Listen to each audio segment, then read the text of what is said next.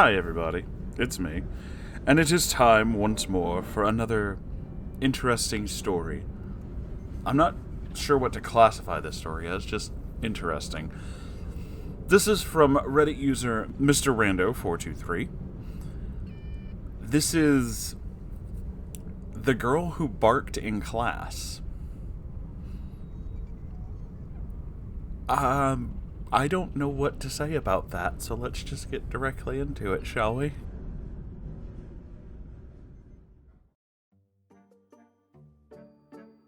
Hello, Moonhorse. Hey. And fellow Moonherd.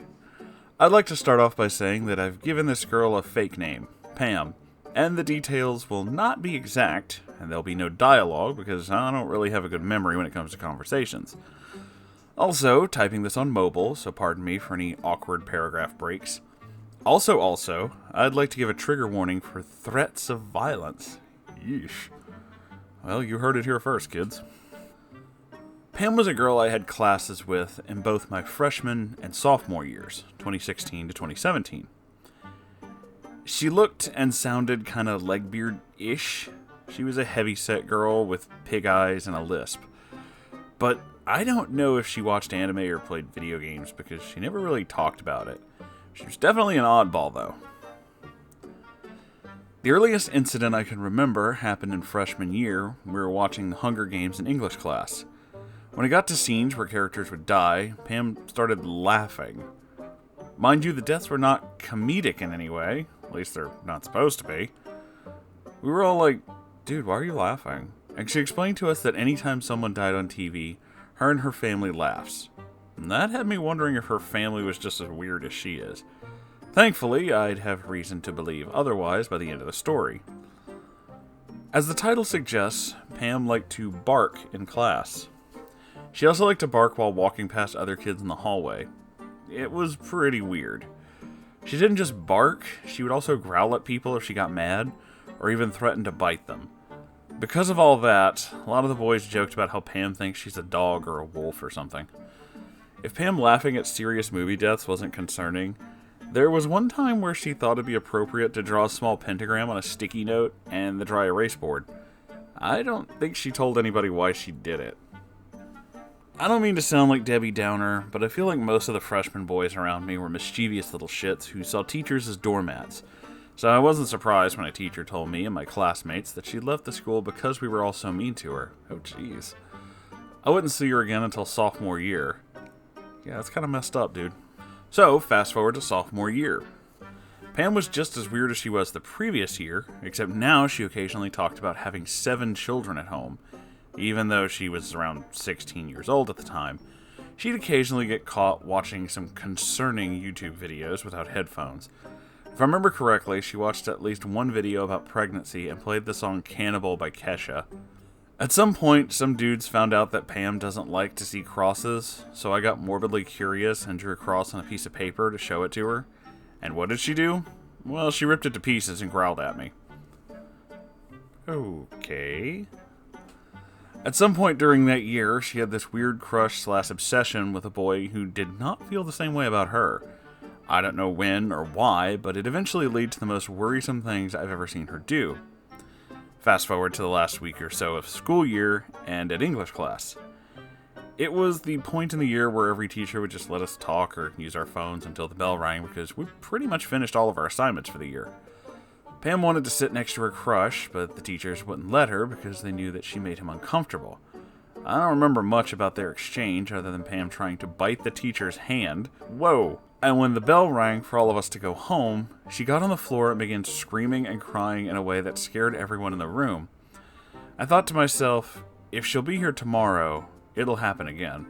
And sure enough, she returned to school the next day, and this day was a bit more traumatic than the day before. Pam wanted to sit next to her crush in English class again, but this time she was on the phone with her mother for some reason. The teacher explained to Pam's mother that she was making a boy uncomfortable, while Pam was beginning to cry. Like I said, my memory isn't great when it comes to conversations, but what I do remember is Pam telling her mother about how she wants to bring a weapon to school and can't say that on YouTube, but yeah, You can tell where the implied nature of that goes. The only thing I remember hearing her mother say was, "You're grounded." At this point, she started screaming, prompting the teacher to send me and the rest of the class into the neighboring classroom for the rest of the class period. After that incident, I never saw Pam again. Part of me thought that she had done something horrible to herself because a lot of the students were really mean to her, but I've been told that she was probably sent to another school for threatening a teacher and other people, which makes me feel a bit better. Sorry if this is a bit lengthy.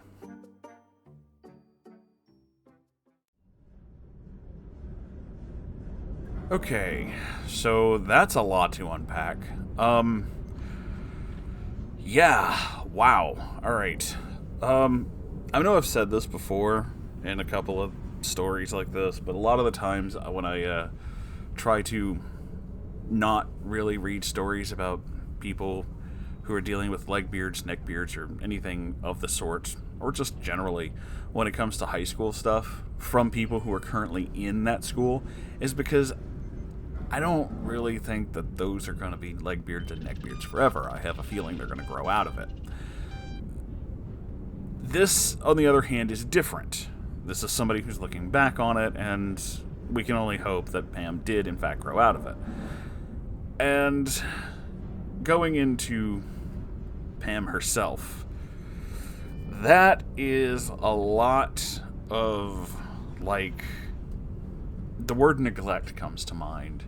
It feels like she wasn't given enough attention, or maybe she wasn't given the kind of attention that she needed. So she acted out. She, started making weird noises, started doing this whole dog-wolf thing. A lot of teenagers who claim they're otherkin and furry and stuff like that tend to go through this phase a lot. Even people who are in the furry community will tell you, teenagers are, the edgiest and the most, this is my lifestyle. And it's very dramatic, and it's dude, come on. So, yeah, I kind of think a lot of it was that. A lot of it is just, wanting to find your own niche, as well as not getting the kind of attention that you want. You're wanting people to kind of, I don't know, pay more attention in a certain way that you're not really clarifying, so it all comes out as really weird and awkward and not fully understood. That being said, Pam's behavior also kind of speaks to somebody who has definitely developed the kind of tendency where they're just if I say a certain thing, I'll get my way. Thus the weird threats and things like that. That does not make it okay, obviously. This is someone who is, I'd venture to say, but I'm, again, not an expert, I'd venture to say definitely is going through some issues and is not handling, not getting what they want well. Someone who's maybe was kind of spoiled growing up and expects everyone to kind of do what they want, and then when they don't, gets a little mad about it. Throws a fit like a child, because that's kind of a thing. I watched a video not too long ago on Reddit, and it probably will not be put in this video, of someone who was trying to get her ex to leave the house, and they did pretty much the same thing. They would scream and throw things around and, pretended to have a full-on panic attack. And it was obviously pretend, because they did just get up and start doing things normally, but the whole time still acting like they were having some kind of problem. And it's yeah, I've been through actual panic attacks. They're debilitating. This was somebody who is, if I scream loud enough, they'll stop telling me to do things. And Pam seems to be exhibiting the same kind of behavior. If I scream loud enough, they'll let me do what I want. Which is very childish and, speaks to a lot of issues. That's why I don't take the threats seriously, because a lot of people who react like that will make any threat possible in order to try and get their way. They don't really think of the consequences in the moment. They think of how they can get what they want. So they'll do all kinds of stuff in order to try and make people do what they want. It obviously does not work out. The most likely scenario, as you described, Mr. Rando, is that she probably switched schools. Schools, on the other hand, don't take those threats lightly. Schools take that kind of stuff very seriously. So if she said something like that, 9 times out of 10, they were probably like, yeah, you can't be here anymore, actually. And she probably had to move schools. So that's a big deal for them. I do hope that she grew out of this. I do hope that she isn't somebody who still acts like that. There are people who do, and it's sad. I mean, hell, we've witnessed that. Neckbeards do that. It's a lot of, like, temper tantrums in order to get their way. But these are grown people. You know, these are adults who are doing this, and that's why it's even worse. You know, your Karen behavior and stuff like that.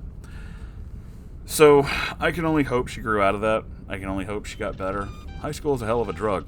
So, sometimes it ends up being really, really weird. And you end up being the really, really weird kid. Let's just hope she went the route of being weird, grew out of it, and got better, and not the route of Wolfman Greg. That's a really messed up story. Either way, this story is over. So, thank you for being here. I hope you enjoyed it, and if you did, make sure you like, comment, subscribe, all that good YouTube stuff. I have a Ko-Fi and a merch store, and I'd appreciate it if you check those out, and if you can't, that's okay too. Don't worry about it. I have a Discord if you'd like to come hang out with me and all my weird friends. And I have a subreddit, which is where this and many other stories came from. If you'd like to send me a story, send one there. It can be pretty much anything. I'll definitely check it out. Every Saturday there is a live stream, and if you'd like to check it out, it's kind of like this, only you can yell random things at me through chat, and sometimes I'll react to them while talking about weirdos on the internet. You know, this is what I'm doing with my life. Look, don't judge me, okay? I know it's messed up. Either way, I love you all so very much, and I'll see you in the next episode. Goodbye, everybody.